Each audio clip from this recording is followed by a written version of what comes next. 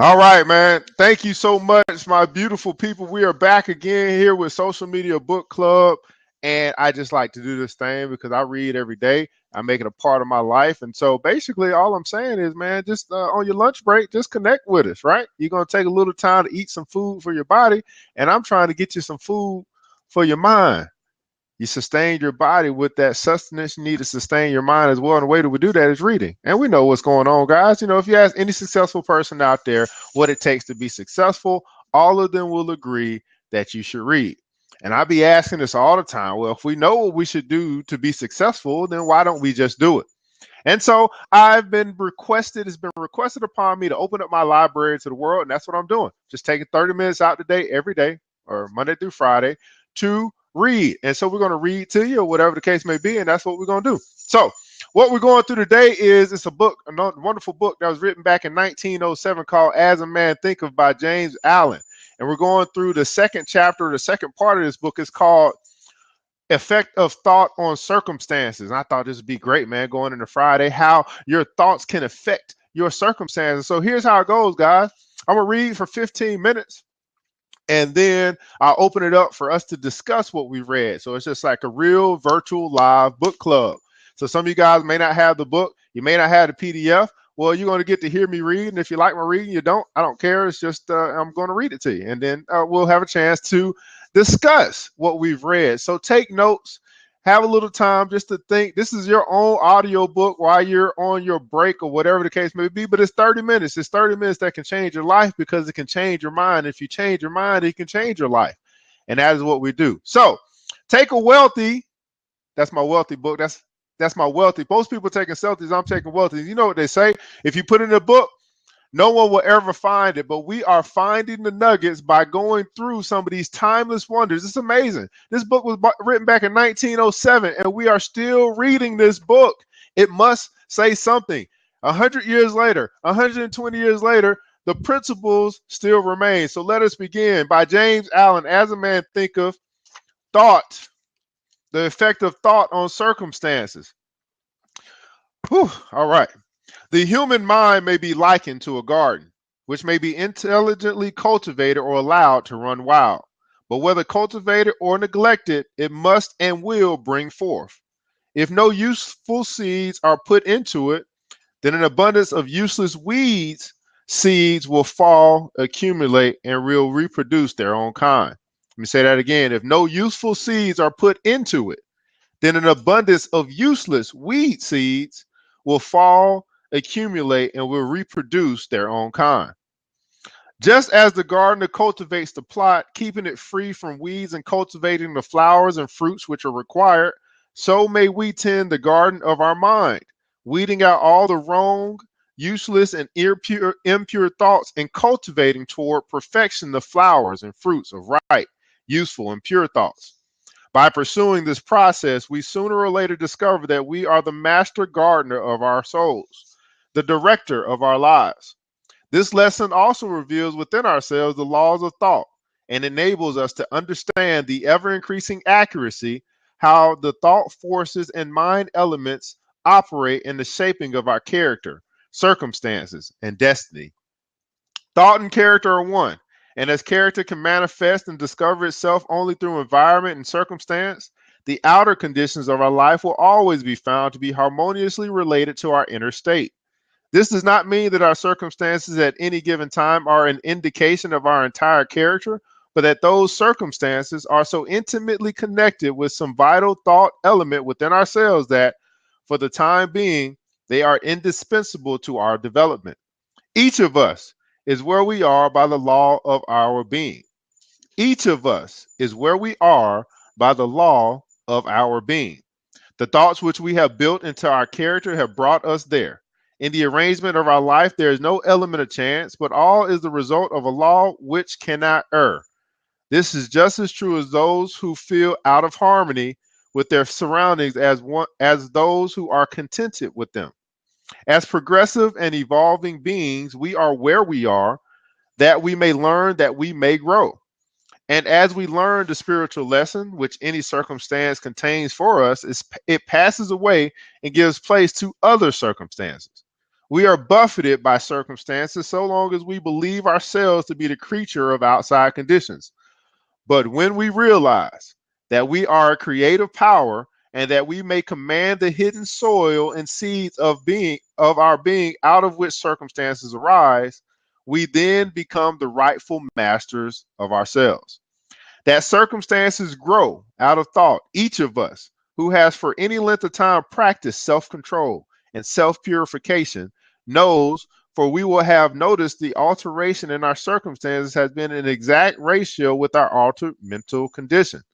So true is this, that when we earnestly apply ourselves to remedy the defects in our character and make swift and marked progress, we pass rapidly through a succession of vicissitudes.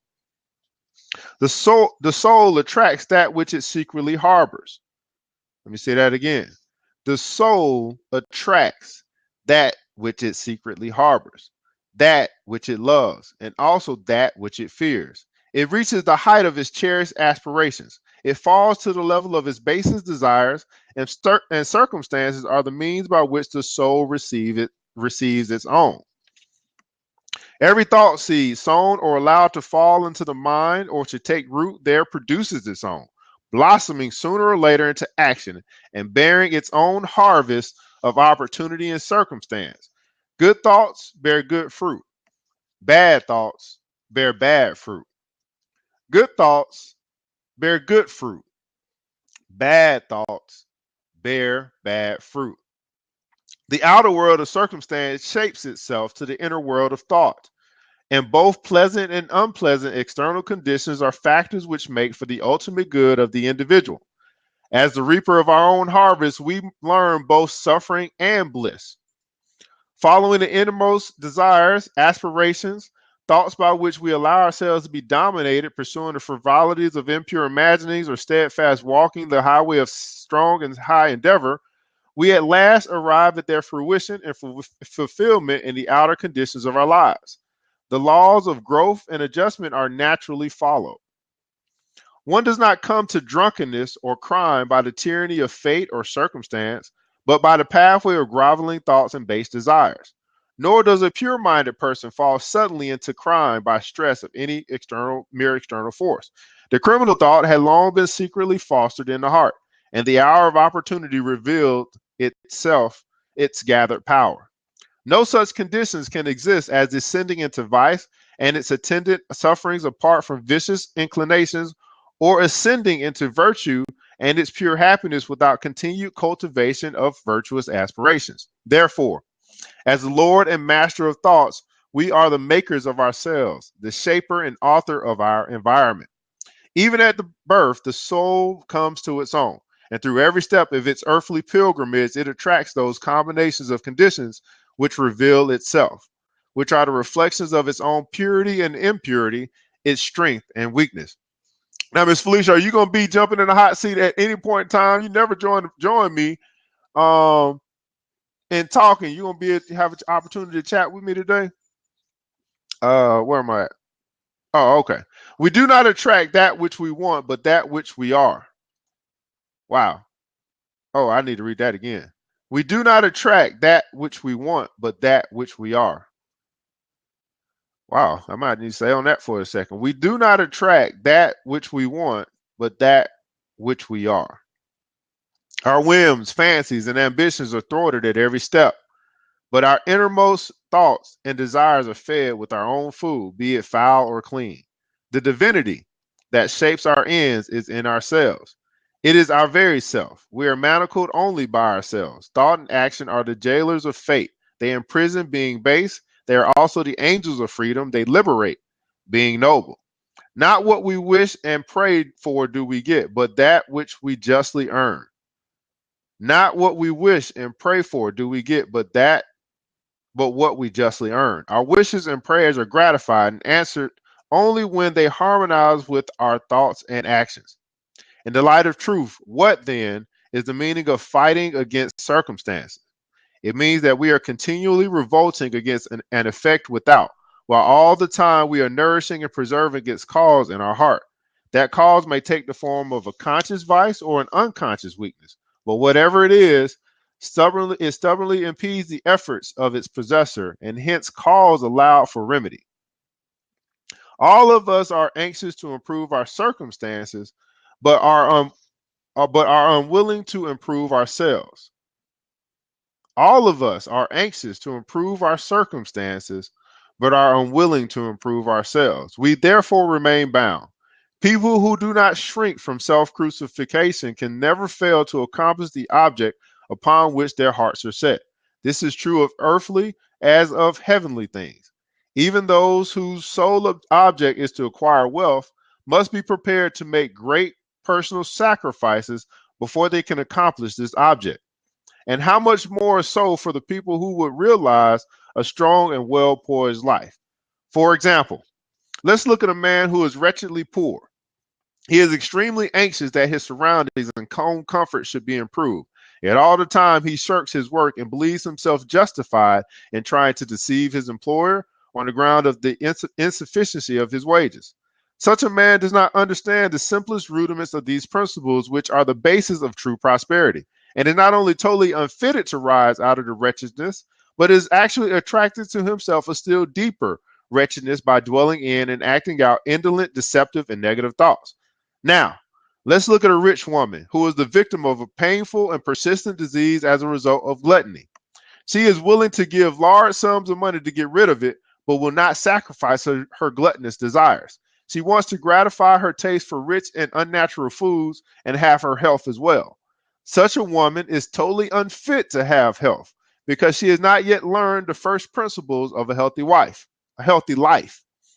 Another example is an employer who adopts crooked measures to avoid paying the regulation wage and, in the hope of making larger profits, cuts the wages of his employees. Such a man is altogether unfitted for prosperity. And when he finds himself bankrupt, both as regards to reputation and riches, he blames circumstances, not knowing that he is the sole author of his condition. I have introduced these three cases merely as illustrative of the truth that each person is the causer, though nearly always unconsciously, of his or her circumstances, and that, while perhaps aiming at a good end, that person is continually frustrating its accomplishment by encouraging thoughts and desires which cannot possibly harmonize with that end. Such cases could be multiplied and varied almost indefinitely, but this is not necessary, as you can trace the action of the laws of thought in your own mind and life, and until this is done, mere external facts cannot serve as a ground of reasoning. Wow, I want to stop right there. Wow, so there were actually just three cases right there. Felicia, what you think? What's your thoughts? You gonna jump in the seat with me? I'm gonna talk to myself, or you gonna type? What you gonna do? All right, so I'm gonna stop right there because we're gonna pick up on Monday where I'm at here with the circumstance, because we got like 5 more pages, and I don't want to read too much and be too long. I want to read about 15 minutes. So the effect of thought on circumstances. So we ran across a couple of ideas in this book. Again, this is As a Man Thinketh by James Allen. One of them said that we do not attract that which we want, but that which we are. We don't attract that which we want, but that which we are. And so, what are your thoughts on that, Miss Felicia? But as you think about that which we want, and it's funny, it's interesting because I find this, across the land that we're always wishing and we're always praying for something, but we don't really necessarily want to become that. And maybe we're doing it so that we can become that, but typically it's all about some external thing. So instead, oh, that's fine. So instead of us focusing on us becoming, instead of us focusing on what we can become, we tend to seem to focus on that which we want. In other words, what I'm saying is we focus on the tangible because that's what we can see, touch, smell, hold, instead of us focusing on the intangible, which is our makeup, our soul, our beliefs, our thoughts, our mind, everything that's on the inside of us, our faith, our belief, whatever, our love, our joy, all those things. We don't focus on the character of the person. We focus on acquiring some object or something on the outside of us, not recognizing that first we must become better.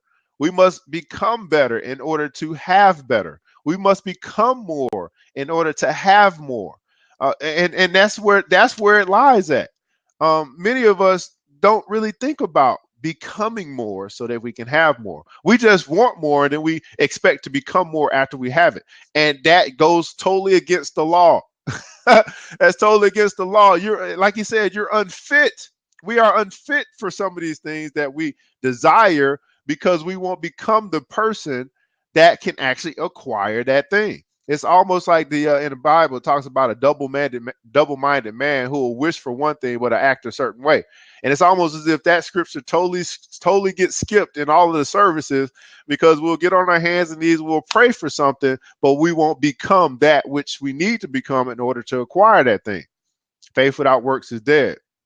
And so I really love that part about us becoming, but us attracting who we are, that which we are. So you got to ask yourself, you got to think in your own mind and in your own space and where you are right now, who are you? Who are you? Who are you as a person? You know, are you a happy person or an angry person? You know, do you got joy or do you got stress? I mean, who are you and what are you attracting? Because all that you are and all that you have and all that's within you around you right now, you've attracted. Matter of fact, you've created your own life and you may have done it, like you said, unconsciously with your own thoughts. The car that you drive right now, that's something that you decided upon, right? The place that you're working right now, you decided to work there. And it's just interesting to me how we make these choices from our thoughts. And then later on, we start not really liking the choices that we make or wanting to do something different, which is fine. It's probably growth.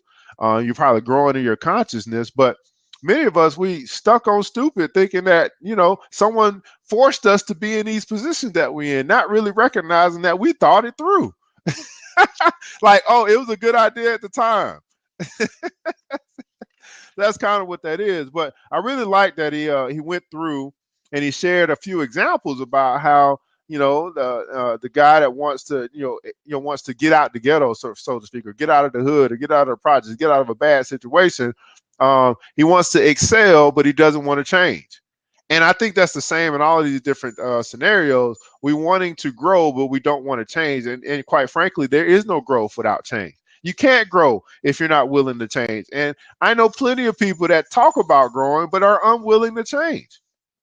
And I think he said that in one of these passages here. He said that all of us desire, all of us are anxious to improve our circumstances, but are unwilling to improve ourselves.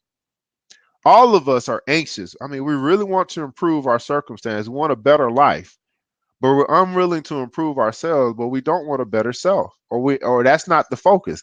And I believe that if we focus on becoming better selves, then we can have a better life because our thoughts have an effect on our circumstances. Would you agree? I mean, like, what would happen if you put a lot of energy, a lot of effort into becoming a better you, instead of all of your energy and all of your effort into acquiring things? If you become a better you, you focus on improving ourselves, improving yourselves, personal development, self-development, then you really can have anything that you want in this world. Hey, how you doing, E-Boy?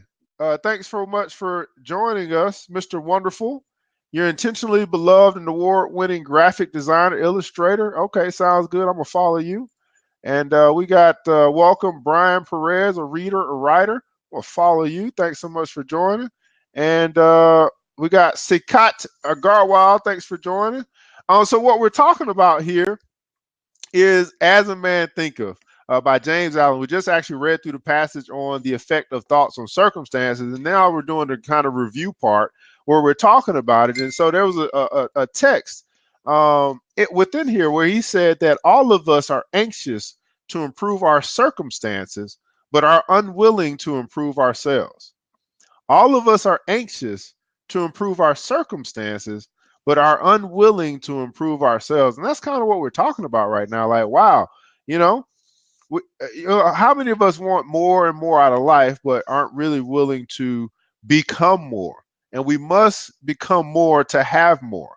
You must become more to have more. You can see that throughout. Now think about your job or whatever you might do. Hey, how you doing today, Sagat? Think about it. Think about your job. Think about the progression that you made. Maybe you've gotten promoted before. Maybe you continue to progress. Well, the reason is because you gained more skills. You've acquired more knowledge. You've learned how to deal with people better, and so now you have an opportunity. You have become more, which has prepared you for that new opportunity. Well, that's the same in anything that we do in life.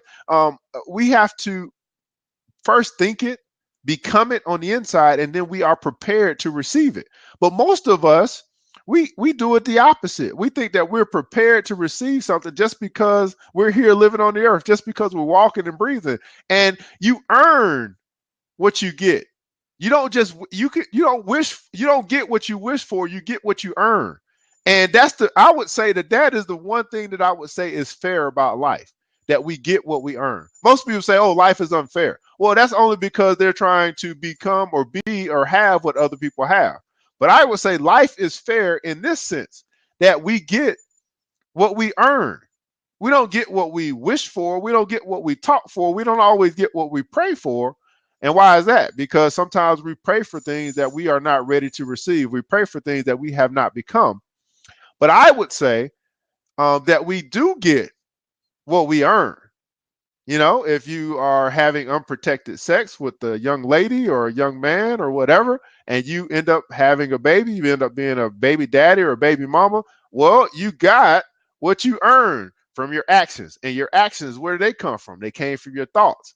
See, your thoughts, they had an effect on your circumstances. And that baby changed your whole life. I'm using that as an example, but I think that's a good example. That baby changed your whole life. So we got a couple people here that are here. And if you have read the As a Man Thinketh by James Allen, again, this is a book that was written back in 1907. It's a book that we are still reading today, 100 and some odd years later. It has a lot of principles in it. And you'd like to share some of your thoughts on what we're talking about today, feel free to jump into the hot seat. I got a couple more minutes here. And what we're doing here is the Social Media Book Club. We're just taking 30 minutes out of our day to read. If you ask any successful person out there, they will agree on this one thing. That one thing that led them to success is their reading, is their library. And I ask this over and over again. If we know what it takes to be successful, why don't we just do it? See, most people, they are affiliated. They just love the television, but they don't love a good book because they don't go to the library. They don't get the good books. And Jim Rohn said it's the book that you don't read that that will have an effect on your life. It's the book that you don't read. TV is poison. Why? Because they're giving you the images that you should have instead of you putting images that you want.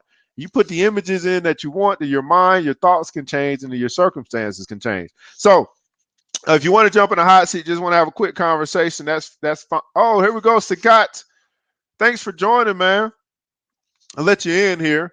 So I'm going to read one other excerpt from it while Sagat's coming in. And basically from this part, he said that we are buffeted by circumstances so long as we believe ourselves to be the creature of outside conditions.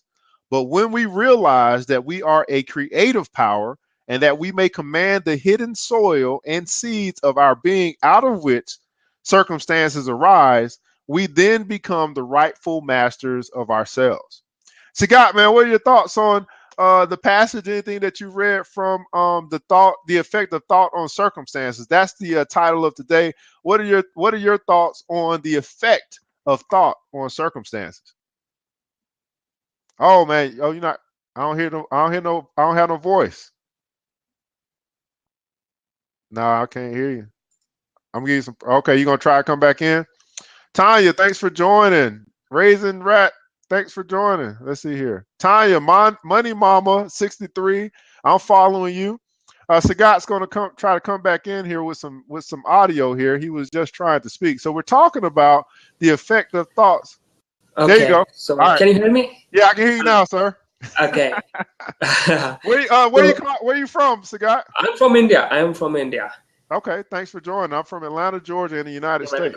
Yeah. What I think is that there are two things. One is reality, and the other is our interpretation of the reality.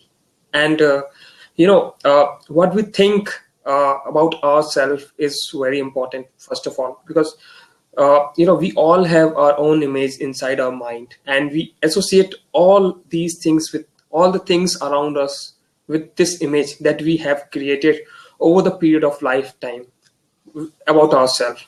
So uh, thinking, so the things around us actually stimulus our thoughts, and it affects our that image, which may be real or may not be real. Because I always say that I can, anybody, you can forget your image, you can forget your, your whole personality.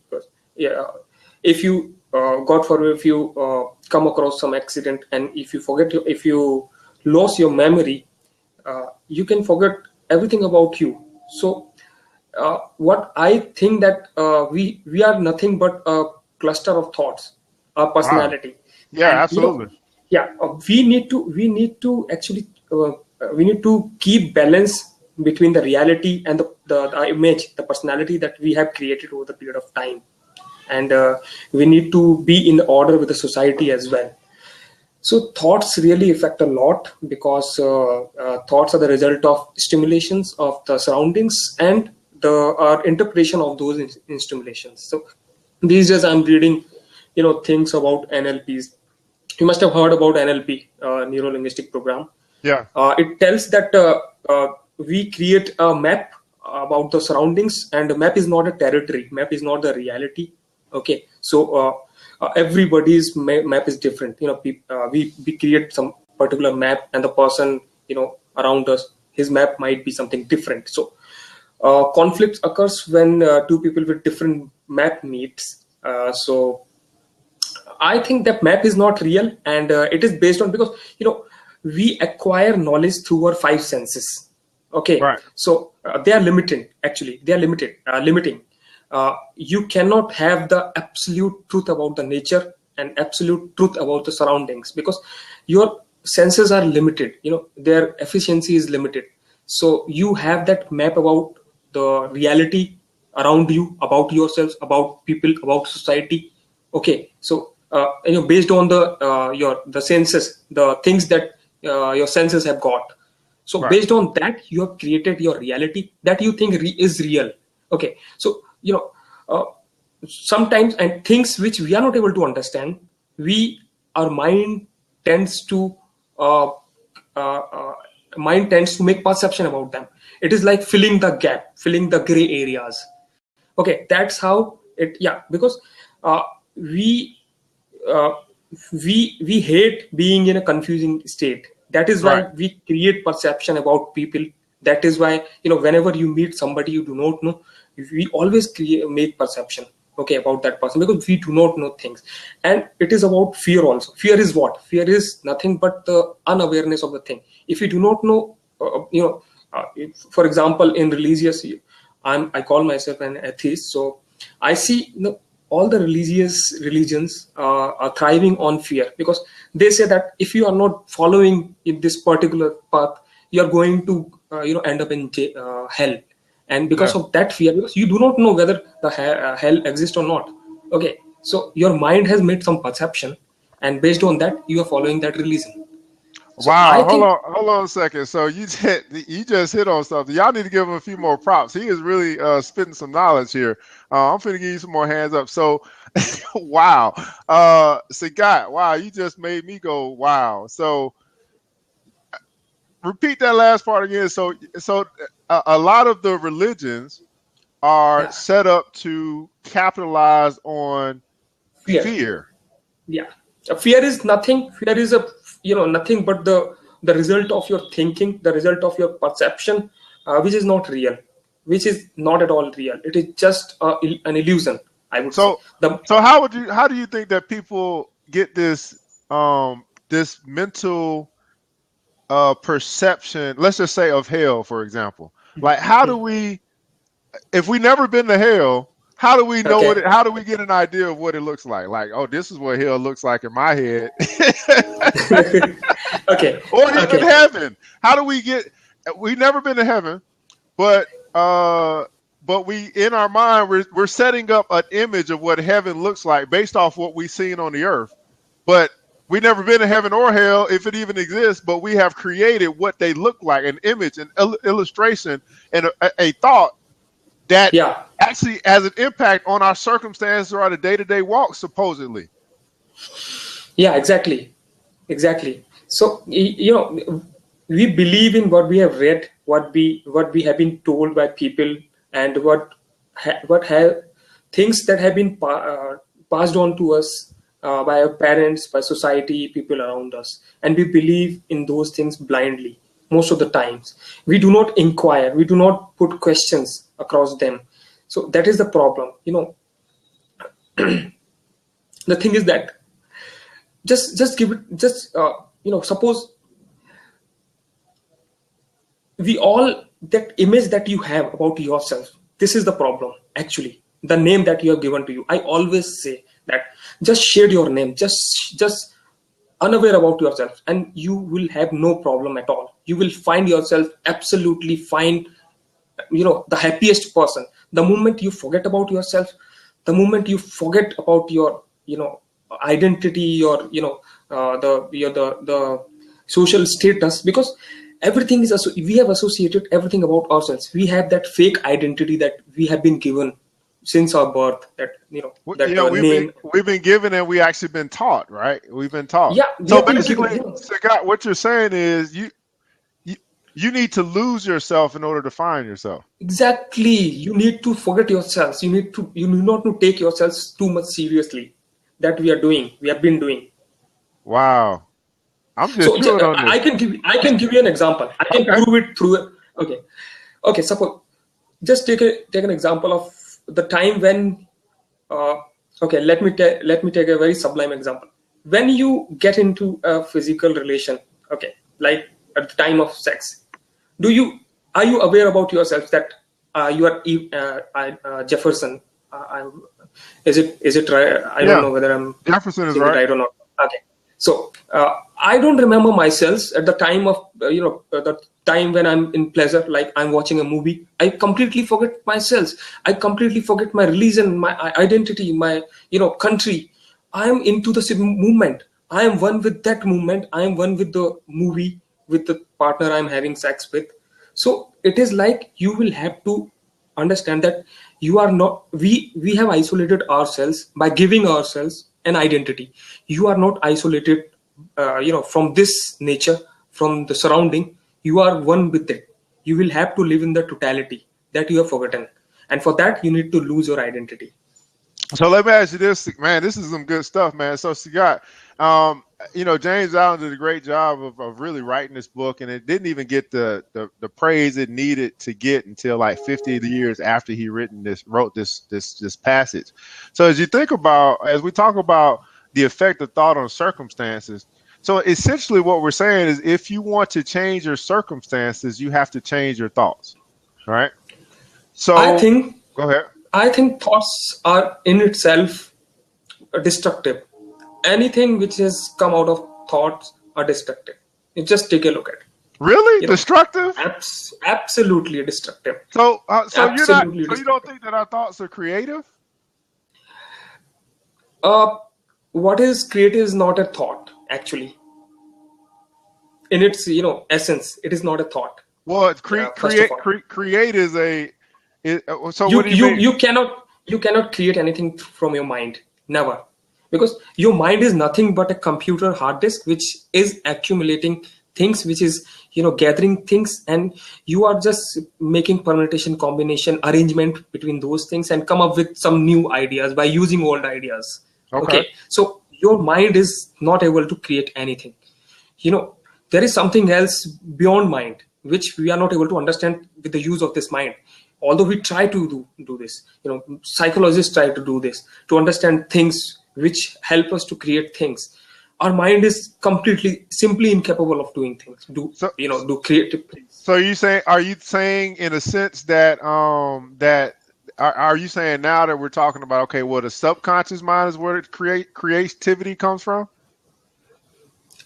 I mean, in a uh, sense, I mean, you may not want to call it, but it sounds like you're saying that the creative gene, we are creatures of creativity. There's some Exactly. level of Yes. creativity within us, right?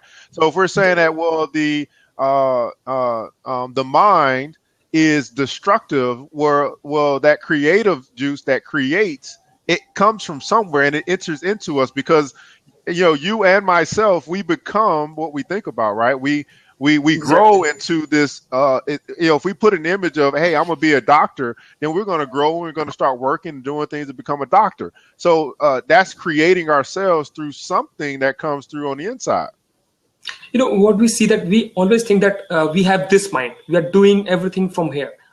I think we have a lot more than this itself, because I agree. we always isolate ourselves from the nature. I don't know what, there is a one thing which is called global consciousness, Okay. uh, global mind, universal mind. Yeah. Why Universal don't we? mind, infinite intelligence, Yes, the God mind. I we got we are connected to that mind. Why don't we take it?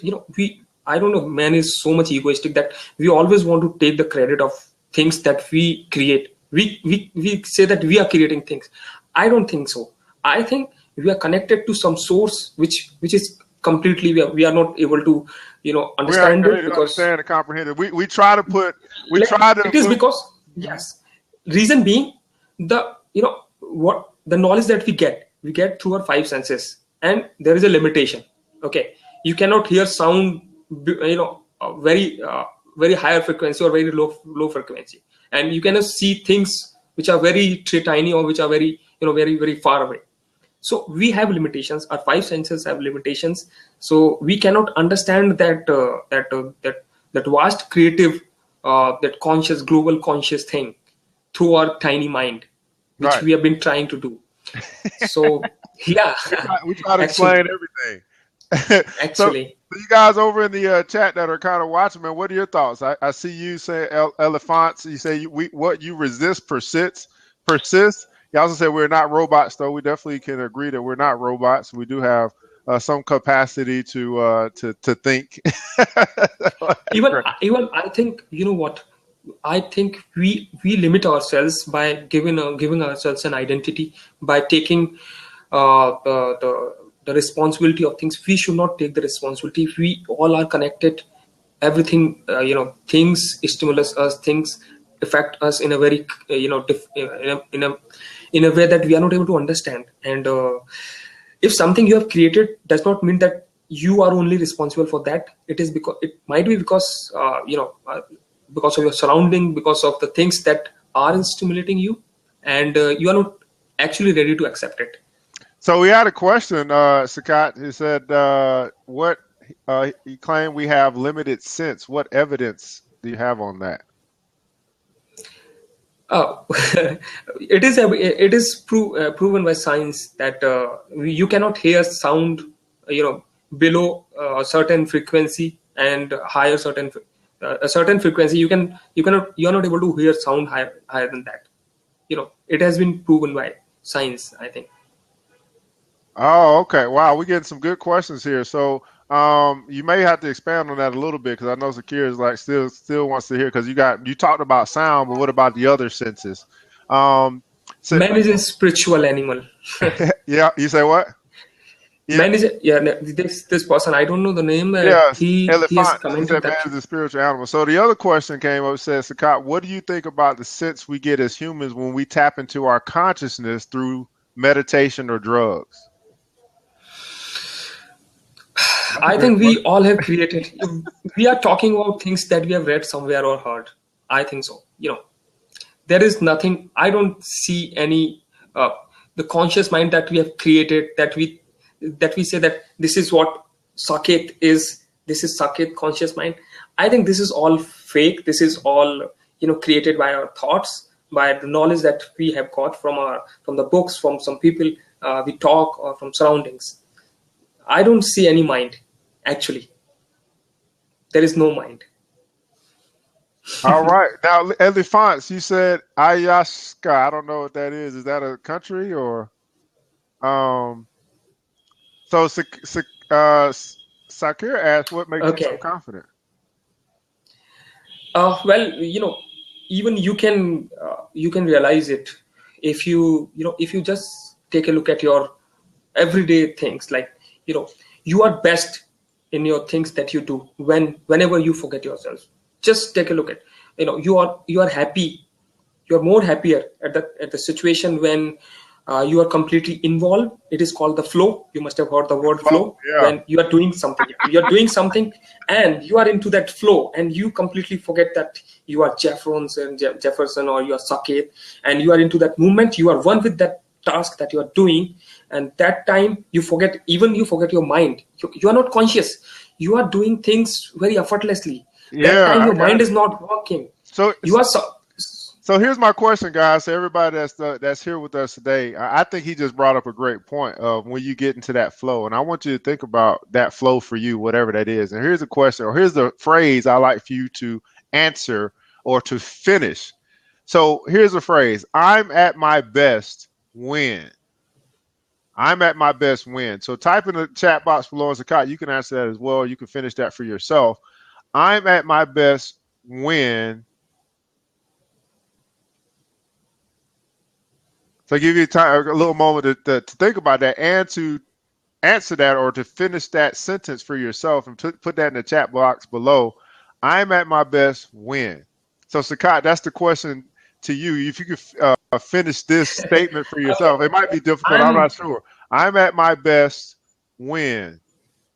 I'm at my best when I completely get focused into something that I'm doing, and that time I forget about everything around me. I forget about being judged. I forget about getting rewarded, and that time I'm just one with the task. I just completely enjoy that task, and I think this is what passion is all about.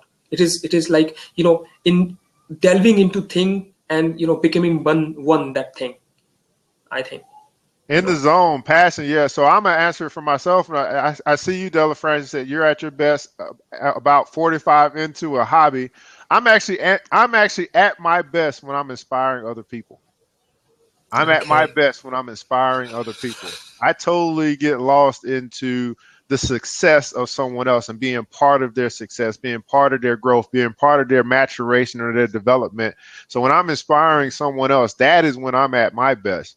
Do we have any other answers for that? I'm at my best when.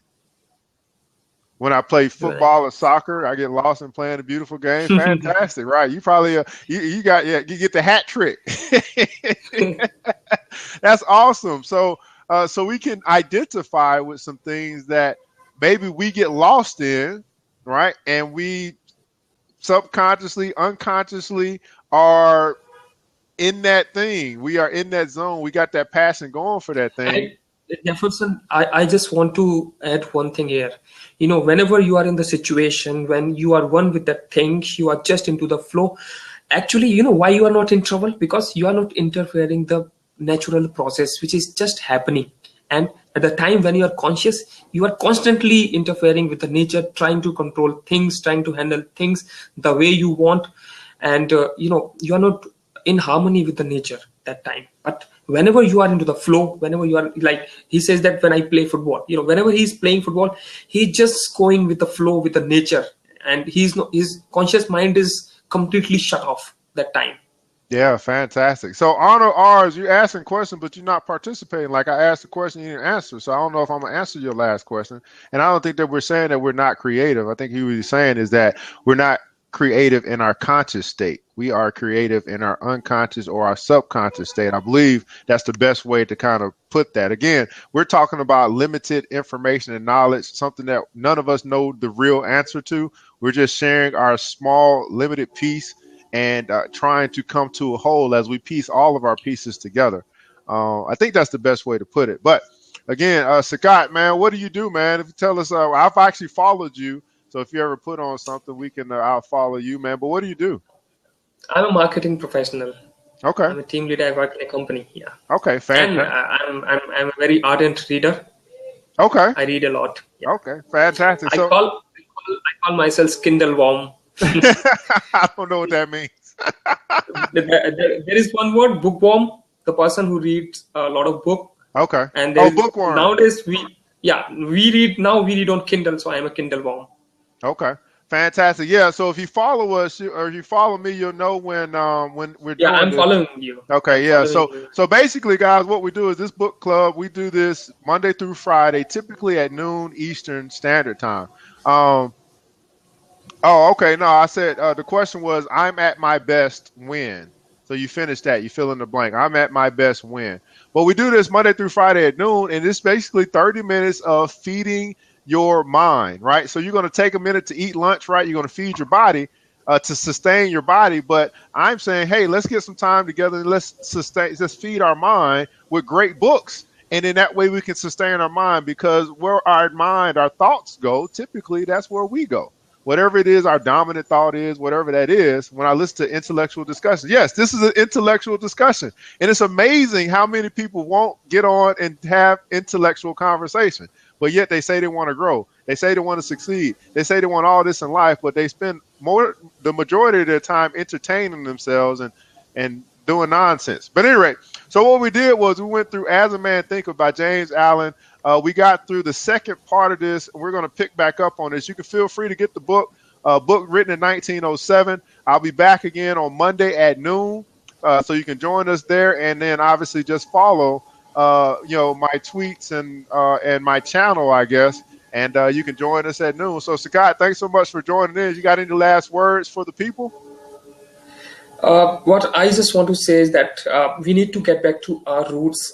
Life is very simple. All you need to be happy is good food, fresh air, clean water, and that's it. And I don't know the rush of achieving goals. I think we must look into it, and we must keep things simple and don't take yourselves too much seriously. Yeah, take things simple. Don't keep yourselves too seriously. Well, guys, thanks so much for tuning in to Social Media Book Club on this Friday. Get out, have a good time, enjoy your weekend, and lose yourself so that you can find yourself.